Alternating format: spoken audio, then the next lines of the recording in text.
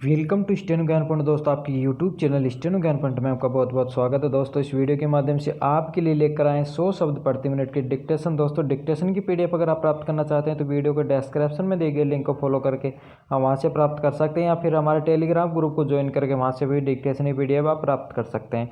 दोस्तों, डिक्टेशन अच्छी लगे तो वीडियो को लाइक बटन को जरूर प्रेस करें, और अगर आप हमारे चैनल पर फर्स्ट बार विजिट कर रहे हैं तो हमारे चैनल को सब्सक्राइब या शेयर करना ना भूलें। साथ ही बेल के आइकन को प्रेस कर लें ताकि आने वाली ऐसी ही महत्वपूर्ण डिक्टेशन से संबंधित वीडियोज की नोटिफिकेशन आपको सबसे पहले प्राप्त हो सके। तो चलो दोस्तों, डिक्टेशन स्टार्ट करते हैं। अपनी डिक्टेशन स्टार्ट होगी जस्ट 5 सेकंड बाद। Yes, start. अध्यक्ष महोदय, भारत संसार के सभी देशों के साथ शांति और मैत्री की नीति का अनुसरण करता रहा है, और ऐसे अवसरों पर जब भी यह आशा हुई कि हम शांति स्थापना के हेतु कुछ कर सकते हैं, हमारे देश ने जिम्मेदारियों को उठाने में कोई संकोच नहीं किया।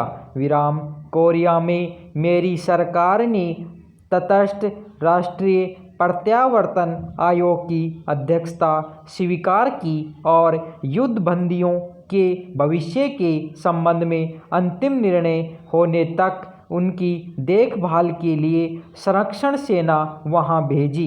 विराम। दुर्भाग्यवश विराम संधि समझौते में सुझाई गई पद्धति के अनुसार कार्यवाही नहीं की जा सकी, जिसके कारण एक कठिन स्थिति पैदा हो गई। विराम। कुछ दिनों में ही आयोग अपना काम समाप्त कर देगा और संरक्षण सेना अब धीरे धीरे भारत वापस आ रही है।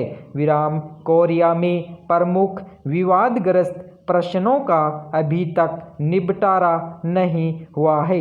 विराम। मुझे पूर्ण आशा है कि संयुक्त राष्ट्र संघ की महासभा में अथवा कहीं और इन आवश्यक मामलों को सुलझाने का शीघ्र ही प्रयत्न किया जाएगा। विराम।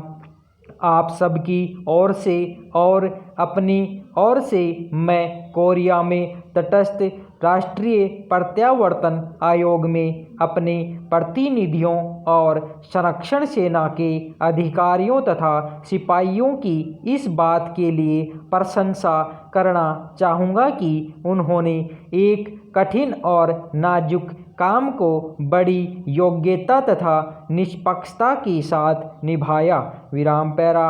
विदेशों से भारत के संबंध मैत्रीपूर्ण बने रहे हैं, यद्यपि कभी कभी गलतफहमियां पैदा हो जाती हैं। विराम। इस समय मेरी सरकार के प्रतिनिधि चीनी गणतंत्र की सरकार से तिब्बत के संबंध में सामान्य हित के विभिन्न मामलों पर बातचीत कर रहे हैं। विराम। मुझे पूरी आशा है कि इस बातचीत के परिणाम स्वरूप सभी विशिष्ट समस्याओं के बारे में समझौता हो सकेगा।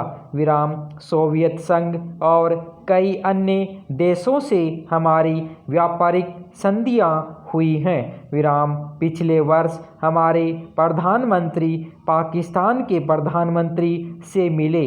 विराम। ये मुलाकातें मैत्रीपूर्ण थीं और इनके फलस्वरूप दोनों देशों के बीच कई एक विवादग्रस्त मामलों के बारे में जो बहुत दिनों से चले आ रहे थे पारस्परिक सद्भावना पैदा हो सकी।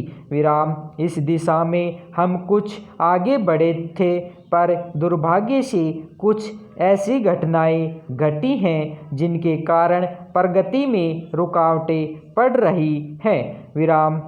मुझे खुशी है कि मेरी सरकार और श्रीलंका की सरकार के बीच श्रीलंका के भारतीय प्रवासियों के प्रश्न पर समझौता हो गया है। विराम। इस समझौते द्वारा उक्त समस्या का अंतिम रूप से निपटारा नहीं होता, परंतु उस दिशा में यह पहला कदम है और समस्या के हल के लिए गंभीर प्रयास है।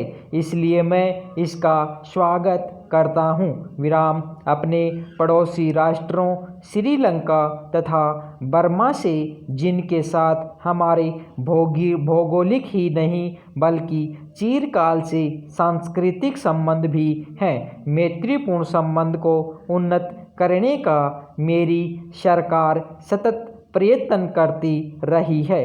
विराम पश्चिमी एशिया के देशों और मिस्र के साथ हमारे संबंध मैत्रीपूर्ण और पारस्परिक सहयोग के रहे हैं। विराम सूडान के निर्वाचन आयोग के अध्यक्ष के रूप में हमारे मुख्य निर्वाचन आयुक्त की सेवाओं की प्रशंसा की गई है और चुनाव व्यवस्थित ढंग से संपन्न हो गए हैं।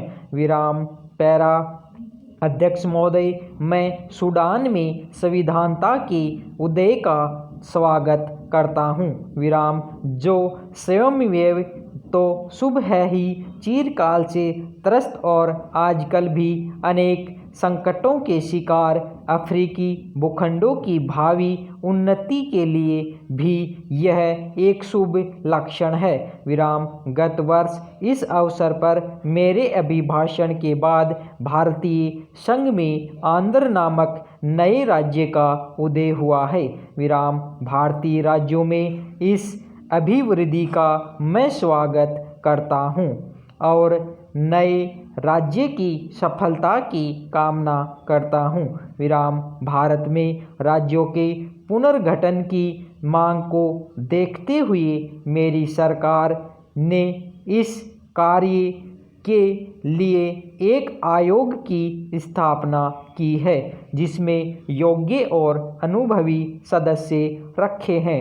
विराम यह कार्य बड़ा और ऐतिहासिक महत्व का है। विराम इसे वस्तुगत रूप से पूर्ण शांतचित्तता के साथ करना है, जिससे संबंधित क्षेत्रों की जनता का और इसके साथ ही समस्त राष्ट्र का अधिक कल्याण हो सके। विराम मुझे पूर्ण विश्वास है कि इस आयोग के काम में सभी लोग सद्भावना और समझदारी के साथ सहयोग देंगे। विराम हमारे संघ के 2 राज्यों में तिरुवांकुर, कोचीन और पटियाला तथा पूर्वी पंजाब रियासती संघ में आजकल आम चुनाव हो रहे हैं। विराम उपर्युक्त दूसरे राज्य में संविधान सुचारू रूप से नहीं चल सका और नए चुनाव होने तक प्रशासन का कार्यभार मुझे अपने अधीन लेना पड़ा। विराम पैरा हमारी प्रथम पंचवर्षीय योजना की आधी अवधि समाप्त हो चुकी है। विराम कुछ मामलों में प्रगति इतनी अच्छी नहीं हुई जितनी हम आशा करते थे, परंतु कुछ अन्य मामलों में महत्वपूर्ण प्रगति हुई है।